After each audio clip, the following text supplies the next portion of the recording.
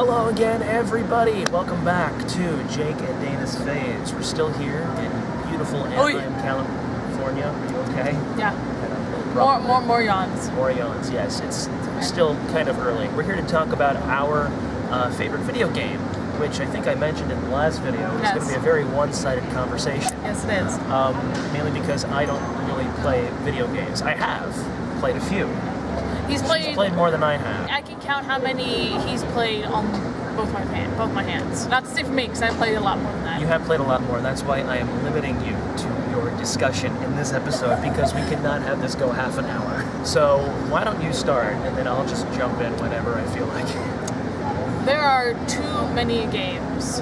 I'm sure there are. That are my favorite, because there's so many different kinds of games. There's your RPGs, there's your first-person shooter, there's puzzle games, so many more genres that I can go into. But she's not, because remember, I'm cutting her off. One I'm thinking of the most was a more recent game I played, but it came out, I think, 2006, 2007. It's a game called Metal Gear Solid 3, Snake Eater. Here's a picture of the cover, right here. It has a wonderful array of characters. For anyone who's not familiar with Metal Gear Solid series, it's the third installment of a series following a guy named Solid Snake who, well, I'm not going to say anything about it because the whole entire plot is very complicated and I could talk to you for about 2 hours about it. But it's kind of considered like the first game. It's what starts the whole installment.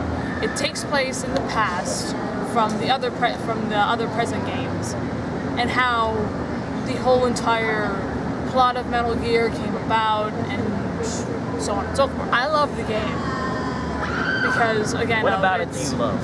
It's an array of characters, how distinct each of their personalities are, how they never break from their personalities. Each and every single character in there has their own goal in mind. They do their way, like their own unique way of trying to fulfill it. There's a lot of morals that are taught. It's a tear-jerking game. So many feelings came out of that game when I played it. And it's so wonderfully well written too. Like, I love every single one of the characters in there. Some can be very relatable. Some you can kind of feel what a character is feeling if you've experienced that feeling before, and you can sympathize with them. On top of that, music in that game is absolutely phenomenal. The beginning opening credits is kind of like a James Bond parody. It's right up my alley. It's so great. I should let you listen to that song. It's a beautiful piece. It's called Snake Eater. Yeah. Interesting title. It's called interesting title. It's called Snake Eater. Well, the game's called Snake Eater. Oh, I didn't know that. Yeah. Okay, I thought you said it was Metal Gear Solid 3 Snake Eater. Oh, okay. Also, on top of that, despite it being a very serious game, it has its very funny and quirky moments as well. Oh my god. It sounds like just like a television series.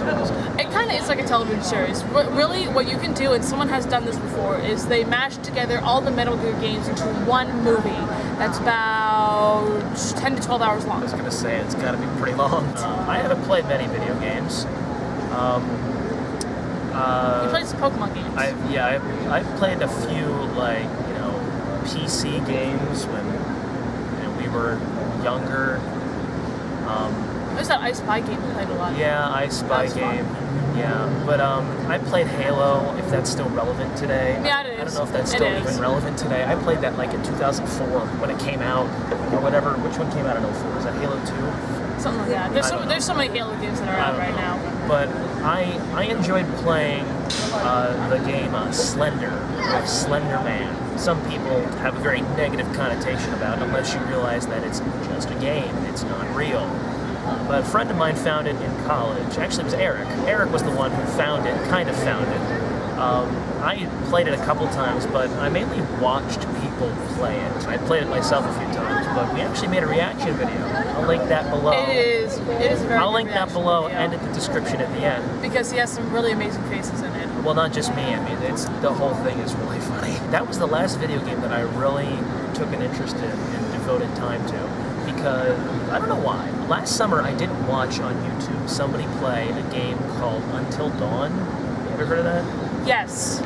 I have. And I liked the mystery aspect of that because they were like, it was like this premise is like they're stuck in a cabin during a snowstorm, and it's supposed to be like a haunted cabin. Yeah, it's based off of this mythological creature called the Wendigo. It was interesting to watch this person play it.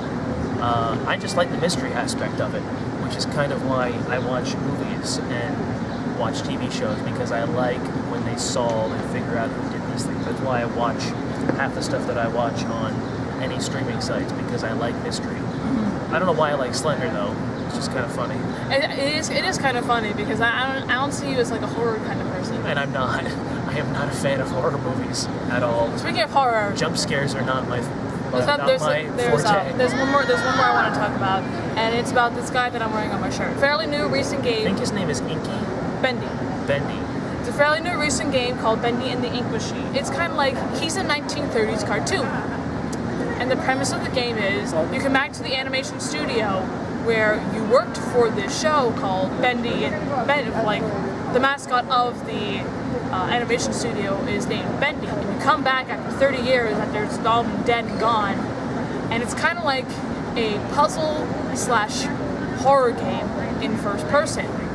What's really cool about it is the whole entire environment is cartoonized. It looks like you're literally walking in a 3D rendered cartoon. It is very interesting.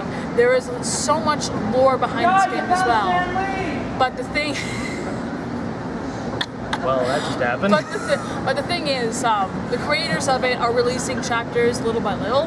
Right now, there's 2 chapters out right now. The first being free, so you can find out and like test if you like it. And the second one, I think, is like $6-7. It's a very good game, and I'm not one for horror. This game has really intrigued me because of all the mystery and lore behind it. There's so much stuff that I follow the creator of it on Twitter. It's sometimes frustrating when he tweets out about secrets in chapters 1 and 2.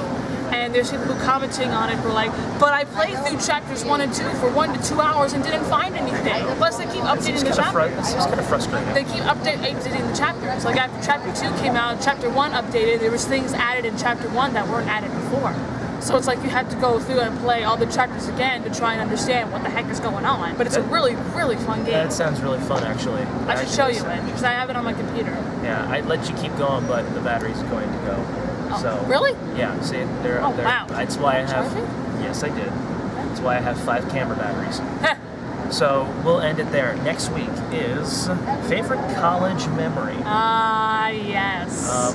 I'm sure we'll have plenty of those to talk about. Yes, we But will. until then, we'll see you later. Take care, and God bless. Bye-bye.